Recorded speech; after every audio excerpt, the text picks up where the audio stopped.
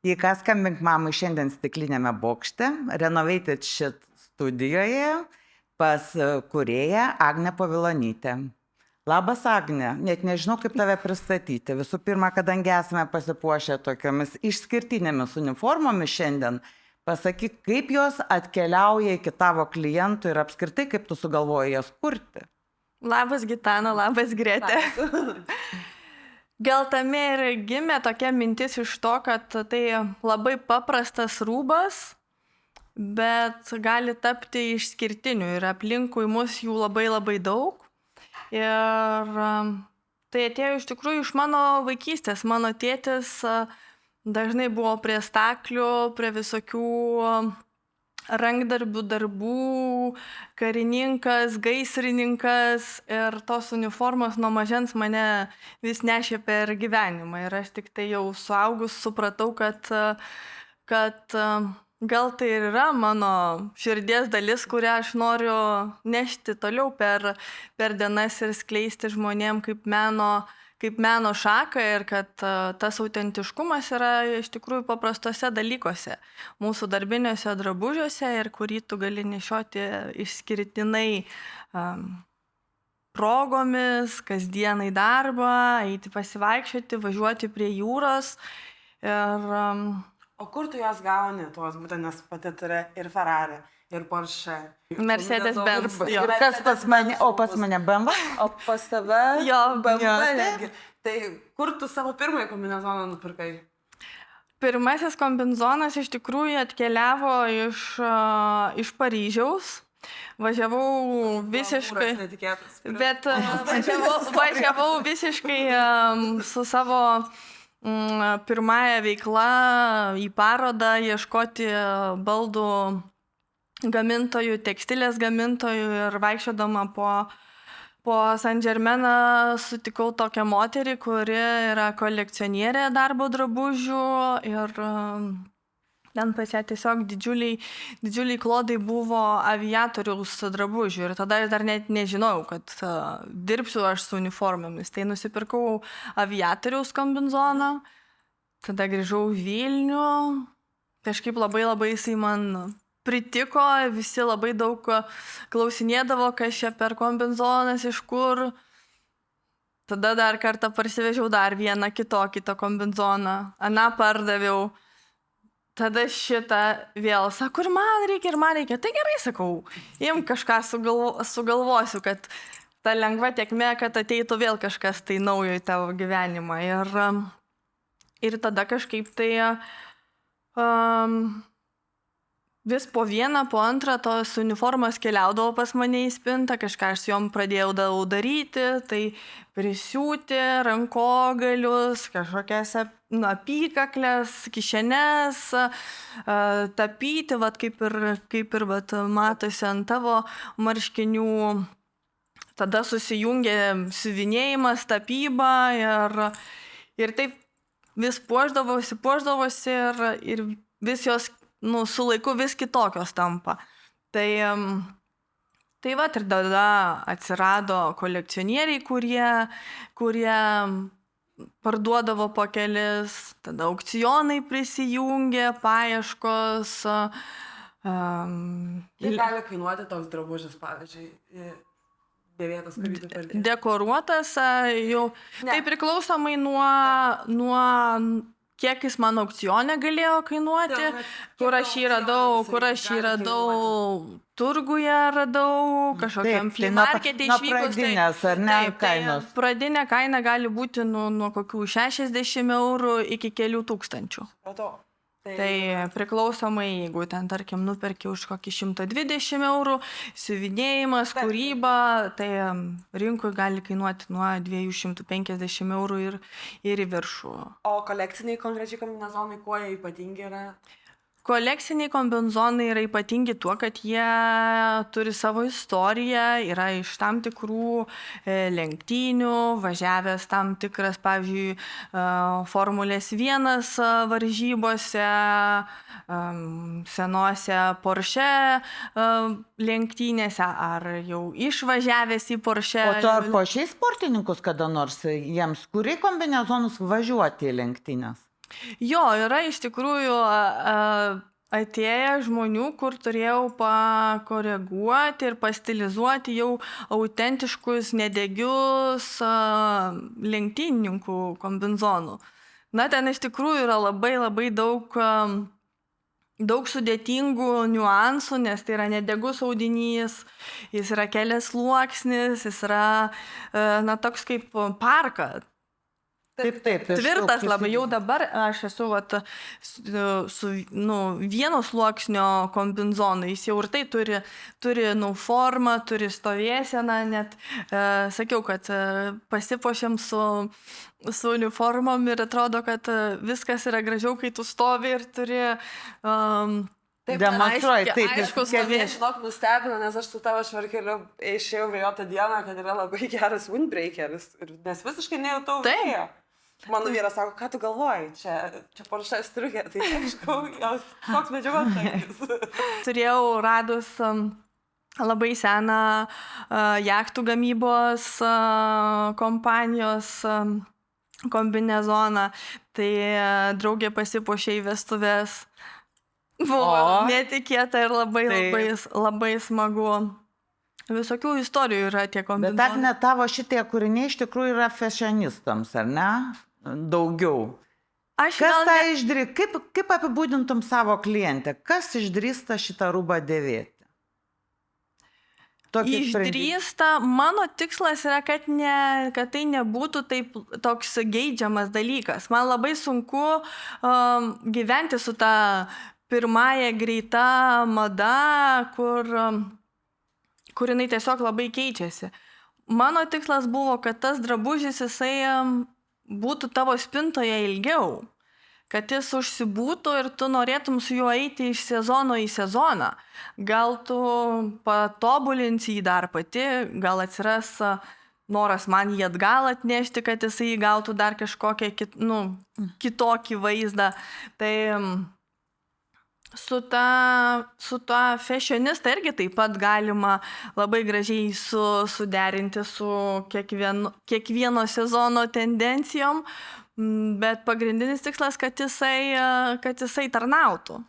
Kad jis gyventų. Taip. Tavo apskritai filosofija, ir aš dėl to labai džiaugiuosi, kad mus pasikvietei į savo pasaulį, nes, kiek žinau, tu nori prikelti visus daiktus, ar ne? Ne tik tai uniformos į gyvenimą naują, pasiūlai naują kelią toliau gyventi uniformoms, bet taip pat darai su interjero detalėmis, su baldais, su renovuoji interjerus, sakykim, tokius jau apleistus, nudėvėtus ir kartais gal šiek tiek to pirmųjų nepriklausomybės metų, kas yra sunkiausia, ar ne?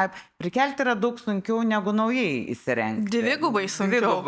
Tai tuo mane asmeniškai tai labai žavi, labai užkrečia ir tu tarsi vilioji į savo pasaulį visom prasmėm. Kaip jis atsirado? Kaip tavo tas matymas gimė? Apskritai daiktų noro juos nuolat prikelti. Ar čia tik susiję su tvarumo idėja? Tai ir su tvarumo idėja yra labai aiškiai susiję, bet kai pagalvoji visą mano kūrybos genezę, kaip ir kodėl, tai tas ir buvo ta mintis Renovated Shit dėl to, kad jis keliautų, kad jis gyvuotų, kad būtų from generation to generation, kad tai būtų laiko nepaveikta ir nepavaldu laikui, kad jis atrodytų stilingas, bet nemadingas. Tai tas ir interjeruose mano atsispindi daiktuose, kuriuo klientus skatinu į interjerą ne tik naujų daiktų atnešti, bet ir būtent suteikti savo daiktams, kurie turi istoriją, naują veidą, naują išraiškos formą ir namus galbūt iš klasikinių padaryti moderniais, kurie gal mums per laiką jau atsibosta ir norim kažkokių naujų vėjų, naujų raštų ir įsileisti. Nes ir dabar tavo, ar ne, studija namai yra jie moderniam pastate, vienam moderniausių, aukščiausiam aukšte, ar ne? O kartu mes matom daugybę labai įdomių dalykų iš įvairių epochų, laikotarpių, nuo meno kūrinių iki daiktų ir viskas labai gražu, bet aš galvoju, pasakyk man, ar tai visiems duota susikurti? Ar čia yra kažkas iš prigimties? Iš kur tu atsineši šitą norą? Atsinešiau, manau, kad iš močiutės laisvės augti ir būti vaiku visur. Ir tas mano pajautimas, jisai irgi buvo matyti duotybė ir yra duotybė, bet tobulintų ir surandi tą kelią. Kažkada prancūzai sako, kaip jūs galvojat, kaip čia mes atrandam tą interjero subtilumą, grožį, tekstūrų susipinimą, kaip pas prancūzus šitiek daug tekstūrų viename dera tarpusavyje.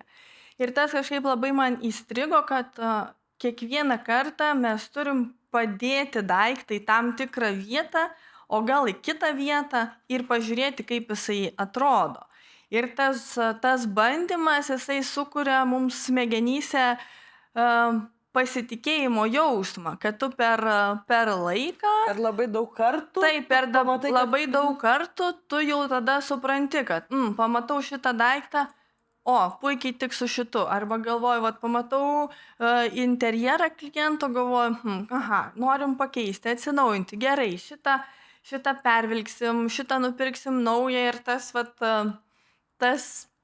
tas matymas, tas pabandymas jau smegenyse atkuria kažkokį prisiminimą, kad, mums tinka. Aš negalvoju apie tai, bet taip veikia mūsų smegenys, kad jos jau atsimena. Ir kad kai tu pasakai, taip tinka, tai vadinasi, smegenyse įvyko čekas, kad jos suprato, kad šitas derinys ir šitos formos dera.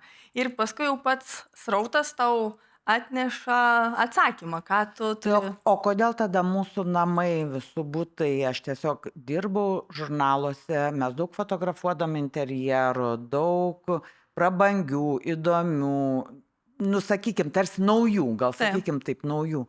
Ir galų gale, kai tau praeina daugybę nuotraukų, tu supranti, kad jie vienodi, tai kas čia pas mums, ta chemija smegenyse nesuveikia, mes ar tokie ribotos fantazijos, kas su mums negerai yra, kodėl mes galim būti labai prabangus ir labai vienodi.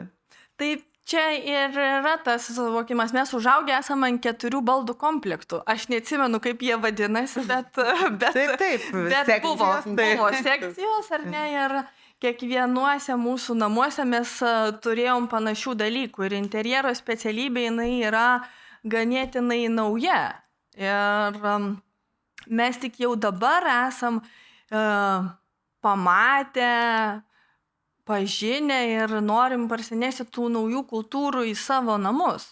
Mums yra paprasčiau padaryti, kad, kaimynas tai pasidarė, sesė tai pasidarė, gal čia ir taip, madingos spalvos, marmuras, juoda, pilka, biežas, man irgi visai... Čia gal, žinai, dar yra tas, kad ką tu labai gerai paminėjai, kad čia yra nesena specialybė, ypač mūsų krašte. Aš manau, kuo mes skiriamės nuo vakarų Europos, mes neturim to tokio, arba turim labai nedaug to tarp generacinio turto, kur ten namai ar butai, jie gyventi ten jau 3 kartos. Aš turiu draugų Vokietijoje tikrai, kurie tokiuose namuose gyvena ir jie tada automatą atsineša istoriją su savimi. Kodėl tu sakai, kad mano namai seni? Nesakau niekada, kad tavo namai seni. Tu sakai, kad tavo namai seni. Man tavo namai, mano namai mieli.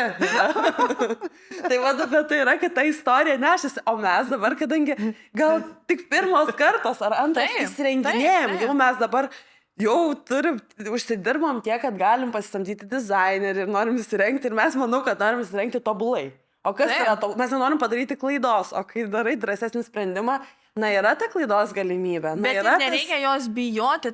Taip, bet žinai, gal irgi tas pirmą kartą, kai sau leidai, tai tu bijai, nes tau tai ir brangu elementariai ir tu nori, kad tiesiog atrodytų taip saugiai gerai. Nori nepriekaištingai ir paimkime, pavyzdžiui, kokius ispanus, prancūzus, italus, jie labai mėgsta ir turi tą išugdytą potraukį atsinešti istoriją į namus. Atsinešti kažkokį kolekcinį daiktą, suderinti su nauju. duoti tiem namams kažkokį, kur tu iš namų į namus, iš kartos į kartą perneši tą daiktą, nes jis yra brangus, ne tai, kad vintažinis, bet jis gali būti kolekcinis, gali Emocinė prasme brangus. Taip, ir emocinė prasme, bet ir piniginė prasme, jeigu nuvažiuotume, pavyzdžiui, į dizaino mugę, kuri vyksta link pasaulio, bet arčiausiai Londone, Paryžiuje, tai ten yra galerijose kolekciniai tie daiktai ar objektai naujai kuriami ir senai sukurti, jie dirba kartu ir kainuoja tūkstančiais. Bet tu sutinki, kad lietuviai nori idealių interjerų šiuo metu, tokių išlaižytų ir ar jau atsiranda tas Praktiškai be daiktų. Taip. Tai čia dvi skirtingos linijos. Tas geras, modernas, be daiktų, jis yra labai fainas ir labai prabangus interjeras, nes gerą moderną padaryti su tikrom medžiagom kainuoja labai daug. Taip. Ir visi žmonės aplinkui tą matydami ir iš Niujorko, iš Danijos, Skandinavijos parsinešė tą gūsį ir pas mus tas skandinaviško interjero trendas jau praeidinėja, jau žmonės atsikando to švaraus interjero ir dabar jau nori tekstūrų, nori medžiagiškumo ir tikrai atsineš. Ir tas matosi pokytis interjero žurnaluose, portaluose. Iš tikrųjų, tas, kuris buvo vėžinis interjeras, jis jau tepa slides. Kitiem sezonam arba slepiasi jau savo kurorte.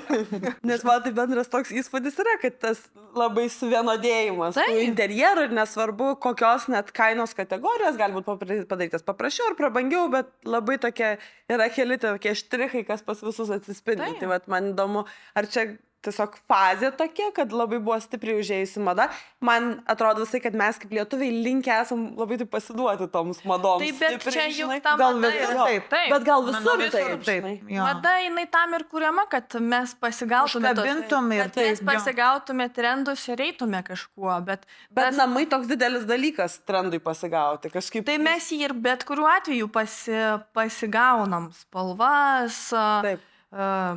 Kažkokias formas, linijas, bet sujungiam su Aš tą ir noriu pasakyti, kad pavyzdžiui, Agnės asmeniai, sakykime, jau dabar ką jinai bekurtų interjerus ar drabužius, aš ir matau tą tokį labai rafinuotą dalyką, kur trendiniai arba labai prabangių brandų daiktai, jie yra įtraukiami į vintažą ir tą kuriami deriniai su jais, kad tu mėgsti gerus daiktus, net ir jeigu jie yra šių metų kolekcijos, bet tu juos aplipdai visai kitais dalykais, kurie tau yra brangus arba tave pateikia kaip asmenybė, kad visiems aišku, čia Agnė tik taip gali. Bet čia man atrodo, kad ir yra dizaino žmogui įdiegta, kad jeigu tu bet kuriuo atveju tu nori to dizaino, tu nori to meno korifėjaus kažkokio tai daikto, kuris sukurtas, ten rankinukas, batai, aksesuarai, tu jo nori, bet tau nereikia gal jų visų turėti. Tu jo nori, tu jo, kaip aš nori, Šanelio rankinuko kokio, ar ne, ar ten kažkokių tai batų irgi, tu jų nori, tu juos įsigyji, bet tu nenori apsirengti nuo galvos iki kojos tuo brandu, tu turėdamas savo stilistiką, savo stilių, pajautimą, tu padarysi, kažkokį apžaisi. Turi kokį praktinį patarimą mums, moterims, kaip mes turėtumėm į tą laisvę ir tą kūrybinę laisvę kažkaip tai persivilioti savo spintas? Manau, kad tiesiog reikia turėti pagrindą kelių labai gerų dalykų. Geri balti marškinėliai ar marškiniai, kašmyrinis megztinis, džinsai ar kelnės, sijonas ar suknelė ir paskui visą tą pagrindą apžaisti, kad ir pavyzdžiui suknelė ar džinsai ir maikė ir tu užsidedi švarką ant viršaus, kaip Gitana šiandien padarius labai gražų derinį marškiniai, palaidinė ir švarkas. Ir toks, tu gali ir pasipuošti, ir kasdieną gerai jaustis, pakeiti batelius, aksesuarus, tu gali ir dieną, ir vakare eiti. Tai toks tiesiog bazė dalykų, kur apipini paskui kitais dalykais, arba išsirenki su kokiu tau daiktų faina. Tau faina su kombinzonais, tai tada turėk tiesiog, kelių spalvų, kelis kombinzonus ir derink tada su aksesuarais. Tau patinka marškiniai, nebijok marškinių 2 ar 3 užsidėti vieno ant kitų. Jo, labai gražu. Čia irgi trendas dabar. Dabar labai gražu. Ir tas, ir matosi, pavyzdžiui, kaip ant rankogalių, kad taip, irgi tas atsiranda puošnumas ir tas sluoksniavimas, jis ir duoda tą stilių. Tu pats jau paskui susikuri, nori mažiau sluoksnių, nori daugiau, kaip tau jau... Labai smagu man dalyvauti šitoj 2 profesionalių diskusijai. Oi, aš ne profesionalė, aš stebėtoja visą gyvenimą ir visko. Tai užtat stebiu ir Agnę. Ir dabar man, pavyzdžiui, visada pagalvoju, tu tiek daug darai vienu metu. Interjeras, ten drabužius, kuri grimą darai. Teminius vakarėlius. Teminius vakarėlius. O kaip tu tame, ar tu tas esi 21 amžiaus multitaskinis žmogus, kur viską sugeba ir visada greitai persiorientuoja ir jo neišmuša saugikliai jokie? Esu šitas kaip besisukantis propeleris, ir kuris bėga iš jo, kur iš tikrųjų ta energija yra duota mamos ir tėčio, bet laikui bėgant supranti, kad turi koncentruotis, būtent, kad šiandien aš darau uniformas, po savaitės aš turiu suorganizuoti teminį vakarėlį, penktadienį turiu priduoti 2 studijas ir tas, kad aš tiesiog stengiuosi dabar kuo labiau vienu metu susikoncentruoti. Žinau, kad penktadienį turėsiu 2 klientės ir darysiu joms veido procedūras, tai aš būsiu tik tai tame, aš niekur kitur nebūsiu. Ir gali atsijungti. Taip, manau, kad čia yra atsijungimas, bet tuo pačiu ir poilsis man pačiai kaip žmogui, nes tu tada gali tiesiog užsisukti tame rate ir galiausiai sprogti. Tu ta mergaitė, kuri norėjai būti samurajus ir nindzė ir kuri beveik jie tapo. Jo, norėjau lakstyti per stogus ir būti juodoje uniformoje, tik tai matytųsi akis. Čia kurio amžiaus norėjai tai? Kai rodė Jackie Chan'o filmas. Ir kaip tavo šitą svajonę toliau išsipildė? 90 kažkelintais. Ir prieš kokius 7 gal metus rašau atsakymus į egzamino klausimus ir manęs klausė, tai iš kur pas tave atsirado Kyjudo gyvenime? Ir aš sėdžiu, hamburgę dodžiu ant grindų ir galvoju, ir kaip ir vaikštų, ir 2-3 dieną niekaip negaliu tų atsakymų parašyti. Ir vieną rytą atsisėdau anksti ir sakau, taigi čia mano svajonė būti samurajum tapo realybė. Tas kelias, jisai tiesiog pats pas mane atėjo. Tai visiškai netikėtai. Norėjau atrasti hobį, sportą ir jis tiesiog atsirado pats mano kely. Draugė architektė nuėjo į sporto mugę.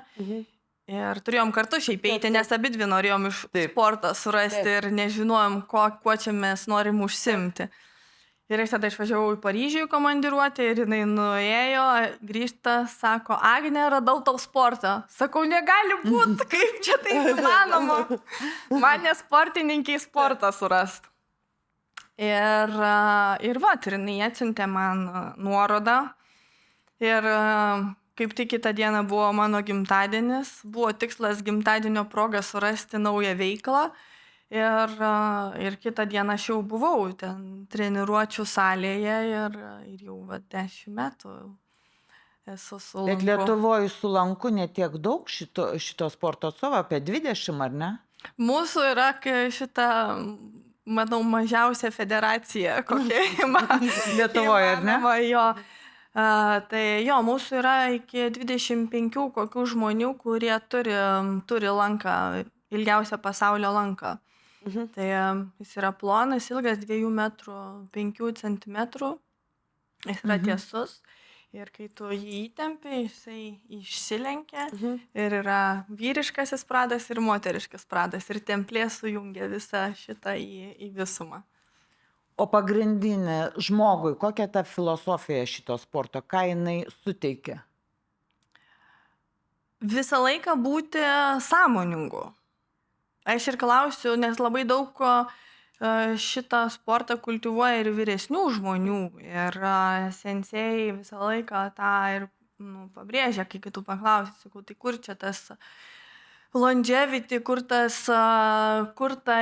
jaunystė ir tas sąmoningumas per tiek, esant jau vyresniam amžiuje. Tai būtent ir mokytojai ir pabrėžia, kad nuolatinis darbas, ir jie sako, kijudo. Mūsų jaunystė yra kijudo. Kas yra kijudo? Kijudo tai yra lanko kelias, kada tu visą laiką galvoji, ką tu darai, dėl ko tą darai. Ir japonai turint kiekvienam žingsniui labai aišku paaiškinimą ir istoriją, kodėl taip yra sugalvota, kaip mūsų smegenys veikia, kaip vektoriai mūsų kūno veikia, kaip raumenys kompensuoja vienas kitą, kaip turi turėti balansą. Ir tai yra ne tik lanke, o tai yra ir mūsų kasdienybėje, kad mums reikia turėti balansą. Reikia balansą valant stalviršį, reikia balanso einant į darbą, balanso reikia būnant su žmonėm, bendraujant, kuriant savo aplinką.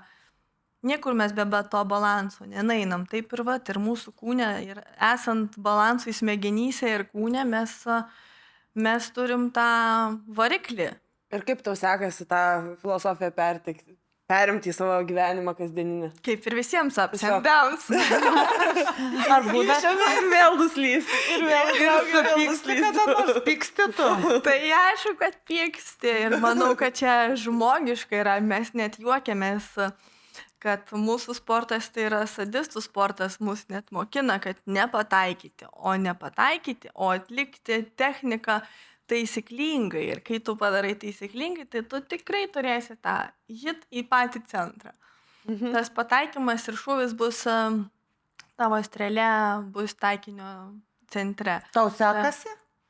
Sekasi visiems. Sekasi visiems, kai nori, kad sektųsi, kai treniruoji, įdedi įgūdžio ir būna, kad nesiseka ir tada atrodo, praskrosi žemę ir verki ir galvoji, kaip čia tiek metų ir vis tiek paskui grįžti prie tos pirmos pradžios, viskas yra nuo back to the basics.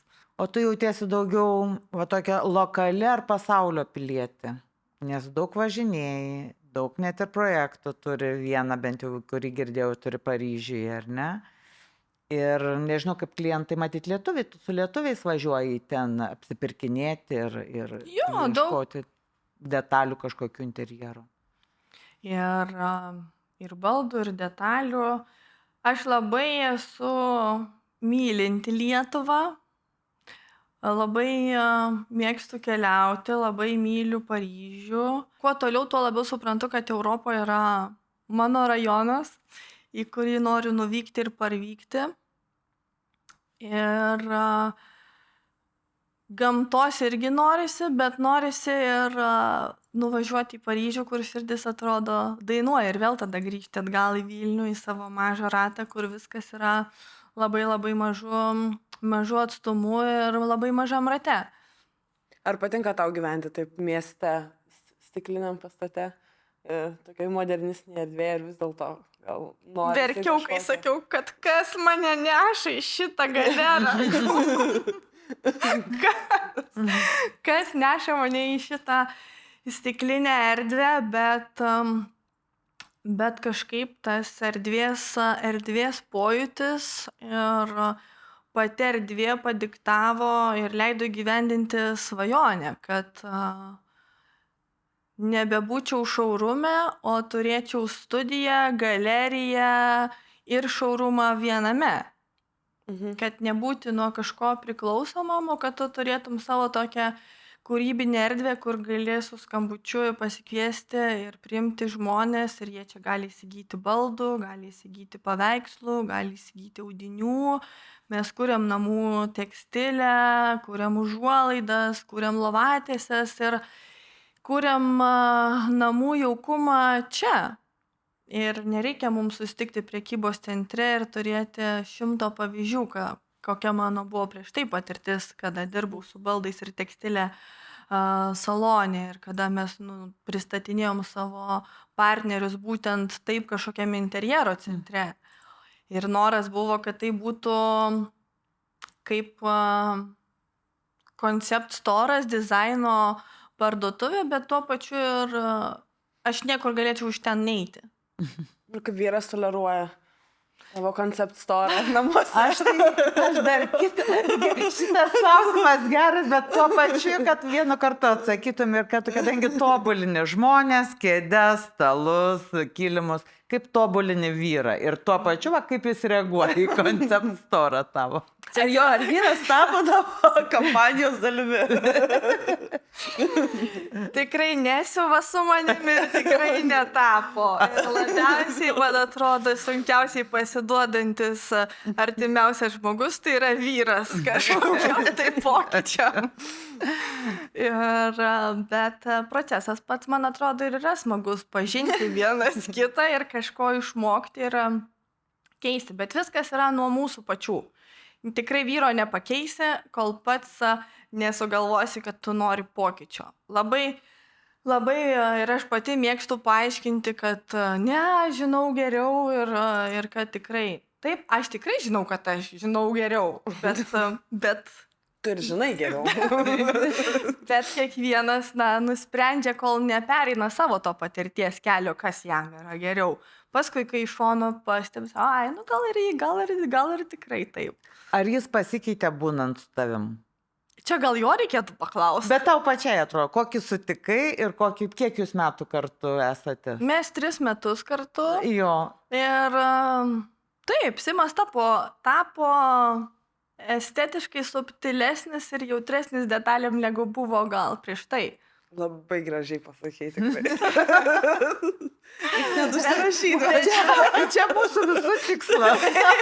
Bet čia parašyta kaip iš vadovėlio, bet man atrodo, kad čia negali taip labai, nebuvau pasiruošus ir nežinau kaip čia taip, bet taip kaip koks šovė impulsas, taip ir pasakiau, bet man atrodo, kaip mes ir pačios pastebim, kaip žmonės šalia mūsų kažkaip, tai vis tiek kažkiek pasisuka į mūsų. Ne, tai jeigu tu esi labai pastabi detalėm ir turi labai aiškį estetinį suvokimą ir kryptį, tai natūralu, kad tą žmogų pastoviai matant tą, tai kad tas veikia. Tai sveikintina, tikriausiai tave irgi veikia jo kažkokios savybės. Tu mokaisi lygiai taip pat. Taip, tai dar buvo juokingiausia dabar mūsų rekonstruojamam objekte baldininkai surinkinėja baldus. Ir aš ten sukuosi tuose koridoriuose visur ir jie manęs nepažįsta.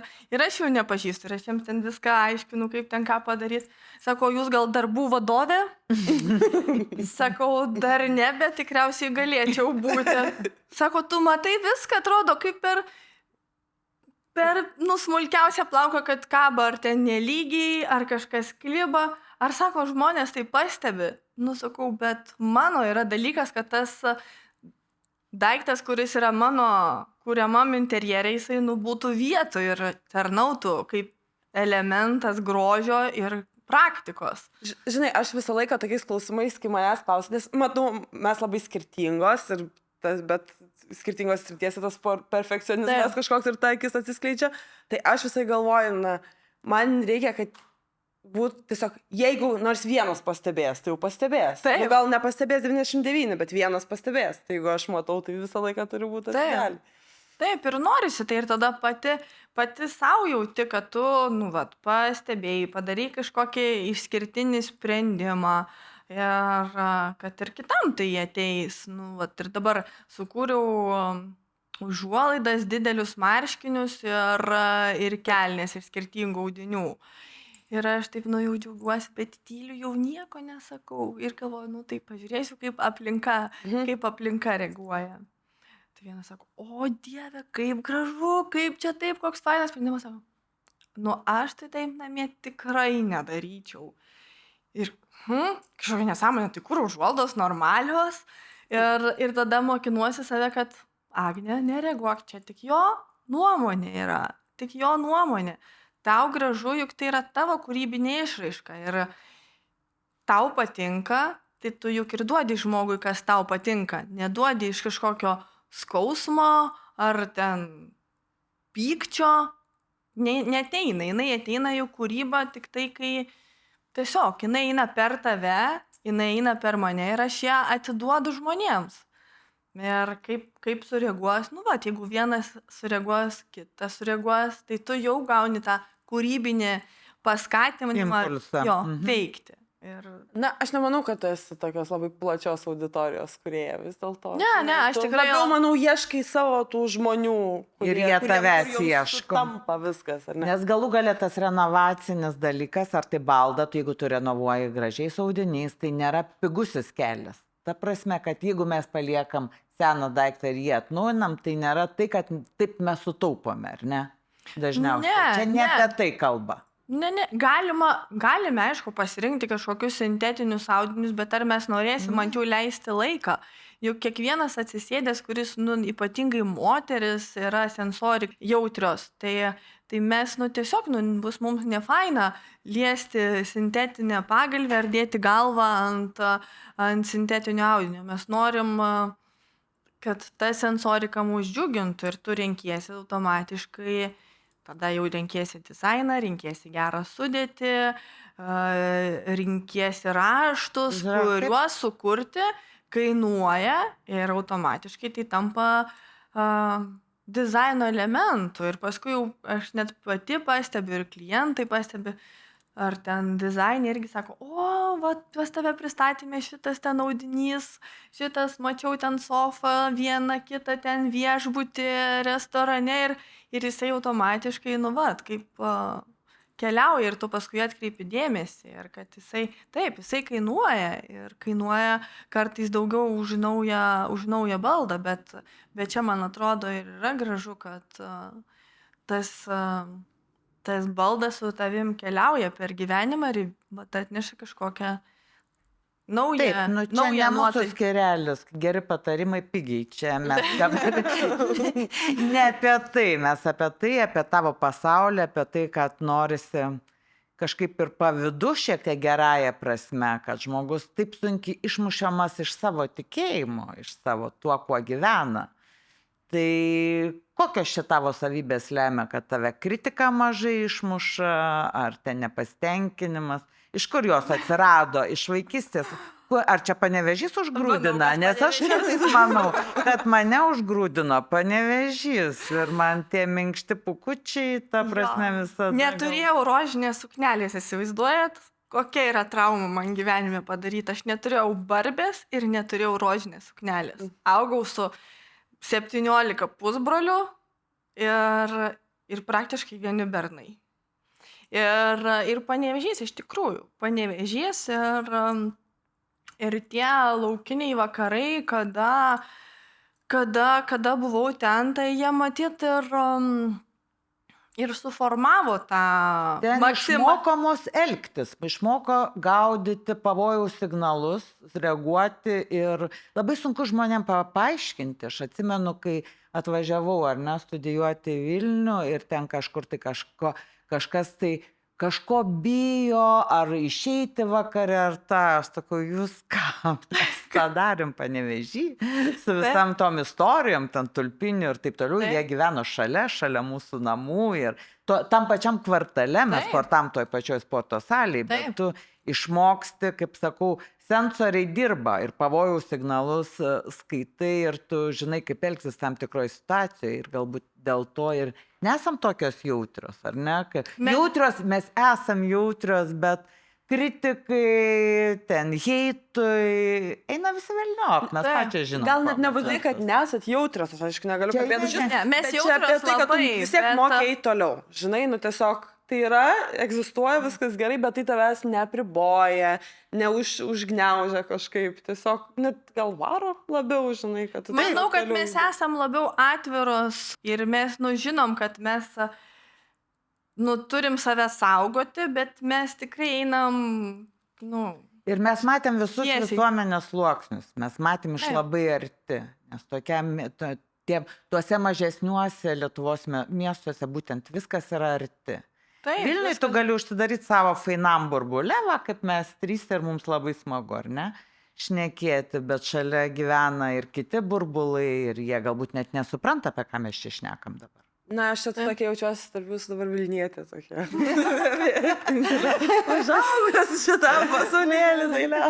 Antrą kartą jau savo draugų rate. Ne, aš jaukiuosi visą laiką, kad mane tai tinklinis gal išnešė labiausiai to, nes tai gal toks vis dėlto yra netoks realus, jis realus pasaulis, bet tiesiog vis tiek išmoko. Užgrūdina, tu labai dažnai važiuoji varžybas, jau jauna. Gauni kritikos pakankamai, būni tarp žmonių komandų, su labai įvairiom merginom, išmoksti su visom sutarti, nes jūs turit bendrą tikslą. Ta prasme, labai daug naudingų savybių išugdo. O vat panašu tą turėjau aš, kadangi Münchenas tėvų, ir kai išvažiavau, tai man irgi visi sakydavo, tu nebijai čia naktį eiti nuo stotelės namo. Ten miestas, aš nemoku paaiškinti, atrodo išlaižytas gatvės, šaligatvis idėja ir šiukšlės. Aš tokia galvoju, kad jūs žinotumėt, kur aš vaikščiau naktim. Nes Vilnius vis dėlto, dabar vėl gal, sakyčiau, vėl saugesnis, bet prieš 15 metų jis buvo irgi visoks. Taip, bet visokių rajonų yra. Visokių rajonų. Bet toks tu pats jautiesi, kas čia atrodo. Taigi tu pats jautiesi saugus ir kai tu aplinkui daug matei visko, tai tau taip tu tiesiog. Jo, tu labai teisingai mama pasakei, kad išmoksti vertinti signalus. Tu juos esi matęs ir tu žinai, kada yra. Sensoriai veikia. Kada reikia atsitraukti, kur pasukti kitų kelių, pareiti namo, ar ne, galbūt ilgesniu. Taip, o ne viską pirmą kartą matai, nes iki tol tai kažkur ten padangė. Ir jeigu tave kalbina iš automobilio, tai nereiškia, kad tu tiesiog beprotiškai graži, kad kartais galbūt reikia nereaguoti. Šiaip visada reikia nereaguoti. Jo, bet labai geras vadovas. Arba labai gražus vairuotojas. Ypatingai jaunoms merginoms, kad tai tikrai reikia nereaguoti ir žinoti, kad gali visokių pavojų būti ir kad gali ir fan turėti, bet gali ir labai blogai baigtis. Beje, ką dar planuoji sukurti? Kur dar tave veža? Kokia tema? Ką dabar norėtum dar naujo? Kad jau tokias gavau pagiras, tai aš pirmiausia esu jums labai dėkinga, kad esam kartu mano studijų ant minkštų sofų ir mano erdvėje, tai aš labai esu jums dėkinga. Man tikrai yra garbė puošti tokias nuostabias moteris ir ir Panevėžys kartu susijungia ir Vilnius. Tai tas yra labai įdomu ir skatina plėsti tą kūrybinį kelią. Tai kas laukia? Kai laukia prieš akis naujas projektas Paryžiuje ir laukia performansas, gal ir net ne vienas Vilniuje. Ir pamatysim, dar vasara tik prasideda, tai dabar būtent ir yra pats planavimo įkarštis, kokių švenčių norim. Tai pas mane jų daug nebūna, nes kadangi aš turiu ir kitos veiklos, bet organizuoti teminius renginius yra mano hobis ir mano saldainiukas, tai per sezoną aš tikrai padarau juos kelis ir manau, kad ir šį sezoną pamatysit. Tai dar man iš karto klausimas, ar daug draugų turi? Jie turėtų būti labai laimingi tave, turėdami šalia. Labai patinka ir aš kaip sakiau, kad gyvenimas vis tiek tave pargrąžina atgal, kai aš sakiau, niekada negaminsiu ir niekada nesitvarkysiu, tai dabar yra mano pagrindinės veiklos, kurios mane džiugina. Tai kada yra mano daiktai tvarkingai sudėti, kada žinau, kad šita estetika dera su šita, viskas tvarkingai, dulkės nuvalytos ir tada galiu paserviruoti didelį stalą, pasikviesti pilnus namus draugų, gaminti, šnekučiuotis, leisti laiką ir tai mane labai džiugina. Ir patinka būti su draugais ir draugam, manau, kad... Patinka būti su tavimi. Negalima tai sakyti, patinka. Manau, kad patinka. Bet aš irgi taip sakau, gal aš jau pavargau, jau tada reikia daugiau padaryti tokį pasimainimą, bet tas yra ir gera, kad ir draugai irgi mėgsta gaminti. Tai toks tas namų buitekas, jisai džiugina daugelį. Taip. Gražus pas jūs labai buitekas, žinai, tai ir tas, manau, prisideda. Bet mano gal toks takeaway šiandien, tai labai gera mintis buvo nebijoti, pabandyti, paderinti drabužius, naujas tekstūras namie, makiažę, visai tiesiog ir tik taip išlavinti tą savo akį po truputį. Taip, tikrai nebijokim ir darykim ir... derinkim galbūt net nesuderinamus dalykus ir net nežinosim, kas gausis, o gausis gerai. Ir junkim ir žiūrėkim, kaip mums atrodo. Ir atrasim patys. Agne, pavasaris ir norisi, aišku, atnaujinti ne tik save, savo plaukus, drabužius ir vyro garderobą, bet ir namus. Nuo ko pradėti? Aš pirmiausia pradedu nuo tekstilės. Labiausiai matomas, labiausiai apčiuopiamas ir ryškus pokytis įvyksta. Tai kada atsinaujinam pagalvėlės, užuolaidas, lovatėse, nauja patalynė, kilimus galima sutiesti du vienas ant kito, galbūt seną stalą nušlifuoti, ant kėdžių pasiūti naujus apmušalus ar kažkokias paminkštinimus padaryti iš kažkokio dekoratyvaus audinio. Manau, kad tekstilė labiausiai keičia mūsų interjerą. Keičia, bet tuo pačiu ir sujungia. Kaip, pavyzdžiui, pakabinam užuolaidas, atrodo, viskas atrodo susistatė į savo vietas. Taip. Tai ar pufą kažkokį, pertraukti. O tu gyveni be užuolaidų? Labai skauda širdį. O kodėl toks sprendimas priimtas? Labai skauda širdį, jūs neįsivaizduojat, kiek aš dariau derinių ir turiu net pasidėjus kelis audinius, kur noriu padaryti draperijas, bet batsiuvys be batų. Pasiuvau objektą 30 užuolaidų, tai sakiau, kad gal reikia ir namo tada atsinešti kažkokią tą pačią mintį. Tai labai labai noriu užuolaidų ir manau, kad čia bus mano pavasario projektas. Taip, derinu. O tu pati moki siūti? Moku, bet labai nemėgstu. Dar atsimenu, kažkada pasakojai apie mamos sijoną, kurį prikėlė į gyvenimą ir kuris tapo irgi tavo toksai pirmasis galbūt į toks žingsnis į madą. Taip, tai buvo, Gitana, taip ir buvo. Tas mano sijonas buvo vienas pirmųjų dar už tą aviatoriaus kostiumą. Pirmųjų drabužių, kuris paskatino atnaujinti. Ir bandžiau ir ten siūti savo kelnes ir sijonus. Ir paskui, tas mamos sijonas kažkaip tai atgimė. Šiaip pasiuvau 15 tų sijonų, pardaviau visus skirtingus, ištapiau iš skirtingų audinių, bet vieno fasono ir taip džiaugiausi, kad, kad ir tas sijonas iš ten 65 metų ir atgijo naujai. Kokį dabar norėtum drabužį rekonstruoti, tarkim, tokį bazinį paėmus ir tu pamatytum, kad galima jį pateikti kitaip? Yra toks dar vienas, be kombinezonų, pavyzdžiui? Labai man patinka Viktorijos laikų, balti marškiniai, siuvinėjimai. Bet yra bėda, kad jie man ir, tarkim, jums, jie visi yra maži, nes moteris tų laikų labai labai mažos, o tas lebel epochos elegancija, tas grožis, baroko, visos tos aptakios linijos, jos mane labai labai žavi. Ir iš to kargo aš mielai persikūnyčiau į tą Lebel epochą. Tai va tas ir Viktorijos laikų tų baltų marškinių grožis, siuvinėjimas, tie naktiniai visi labai labai mane traukia ir aš jį po truputėlį atsinešu į savo link uniformų ir vat nuo tautinis kostiumas irgi vat kartu sujungta šiek tiek su ta Lebel epocha, su mūsų lietuviškumu, tuo subtiliu moteriškumu grįžta. Tai tas mane dabar labai žavi, tautinio kostiumo ir Viktorijos laikų elegancija.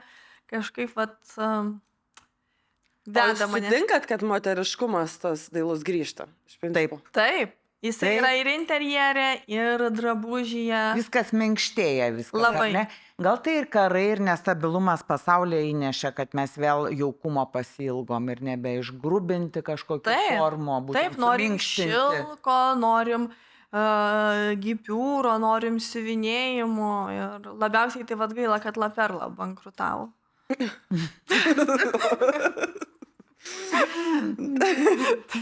Ačiū, Agne. Ačiū, kad pakvietei mus, kad pakilom link debesų, apsilankėm tavo studiją, į Vilnių ir į pasaulį pažvelgiam tavo akimis ir aišku linkiu mums visoms kurti tą savo pasaulį savitą, tiksliau saugoti, nes daugybę gražių dalykų mes atsinešėm ne tik gimdami, atsinešėm iš savo vaikystės, jaunystės ir brandaus gyvenimo. Žodžiu, tegu visą tai išsiskleidžia gražiausiom spalvom. Taip, ačiū Agne ir jei kas, skambink mamai. Ačiū damos jums labai. Now. Yes.